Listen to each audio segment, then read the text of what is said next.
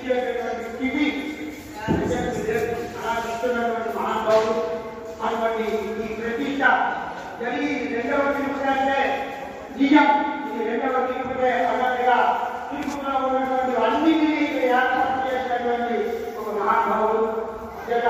అటువంటి మహానుభావుల యొక్క ఆశయం ఇంకా ఇంకా నెరవేరి భవిష్యత్తులో నడిపించడానికి కావాల్సిన శక్తిని మన కలుగుతున్నటువంటి ఆత్మవైపు అది మన ఆత్మీయంగా ఉంటుంది. కాబట్టి ఆత్మతో సంబంధించినటువంటి కుమారుని కోడలని కూడా ఇందులో తెలియజేసి వాటిని భవిష్యత్తులో ఇంకా శక్తిని వారికి ప్రజాపించడం కోసం మహానుభావులుగా ఉంటారు. మన వచ్చారు నిన్న స్వామి వారు నిన్న దుర్గా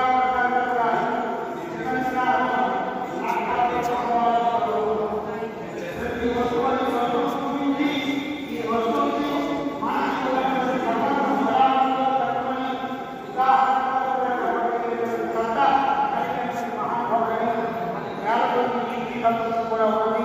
అందరికీ మహానుభావులు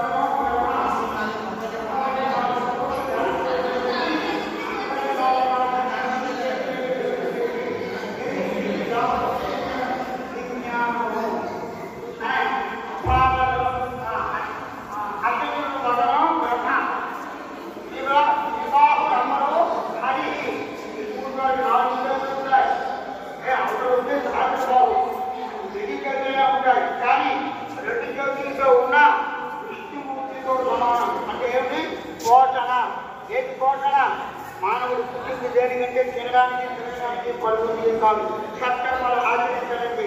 అటువంటి శక్తిని వాళ్ళలో నీటి పోషించడం విష్ణుమూర్తి యొక్క పని. అకాల భోజన శంభు పాలమందు 3వ నేత్రం లేకపోయినా శంకరుడితో సమానం. ఇప్పుడు అనుకున్నాం కదా, శంకరుడు అంటే ఎటువంటి వాడు? బ్రహ్మదేవుడు విష్ణు పోషిస్తే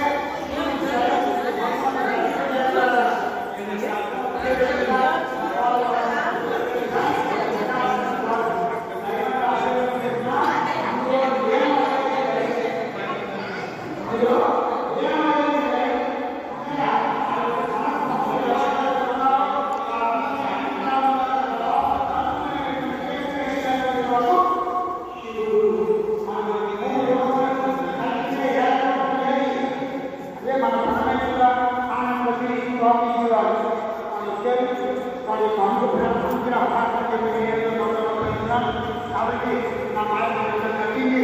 వారి అనుగ్రహాన్ని అందించాలని కలుపులో వారికి వారికి విషయాలుతాం. మన అనుగ్రహంగా సభా తరఫున మా ఇంటిని ప్రతిష్ట కార్యక్రమం జరిగిస్తున్నటువంటి ఆత్మీయ ఆచార్య బ్రహ్మాండ ఇంటిని తరఫున నేను సభ్యుడిగా ప్రార్థిస్తున్నాను. ఓం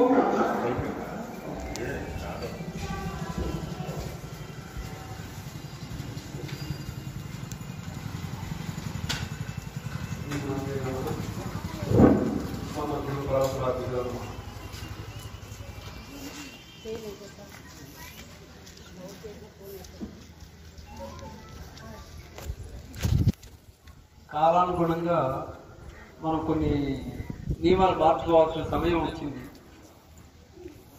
పూర్వం దేవాలయాల్లోకి ఇలాంటి వేద పండితుల దగ్గరికి వెళ్ళేటప్పుడు కాళ్ళు కడుక్కోండి, సంప్రదాయ బట్టలు ధరించి వెళ్ళండి, పొట్టి చేతితో వెళ్ళకూడదు, ఇదని తీసుకెళ్ళండి, ఇవన్నీ చెప్తూ ఉంటారు. ఇప్పుడు అవన్నీ పాటించే మీ ఇష్టం. కానీ ఇప్పుడు పాటించాల్సిన మాత్రం ఒక ఖచ్చితమైన నియమం ఉంది. కర్ణ పిశాచిని కాస్త నోరు మూయించేసేయండి, అంటే సెల్ ఫోన్స్ సైలెంట్లో పెట్టండి అని. మీ సెల్ ఫోన్స్ సైలెంట్లో పెట్టుకోండి. మొదటిగా సెల్ ఫోన్ సైలెంట్లో పెట్టుకొని తర్వాత మీరందరూ కూడా నిశ్శబ్దంగా ఉండండి.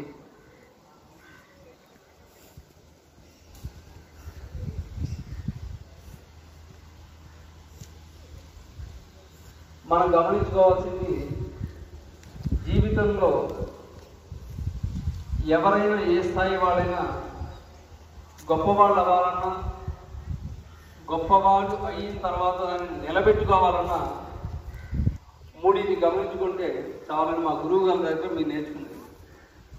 మొదటి పాయింట్ చెప్పాలని గుర్తుంచుకోండి, ఎక్కడికి వచ్చాము. మొదటి పాయింట్ ఎక్కడికి వచ్చాము. రెండో పాయింట్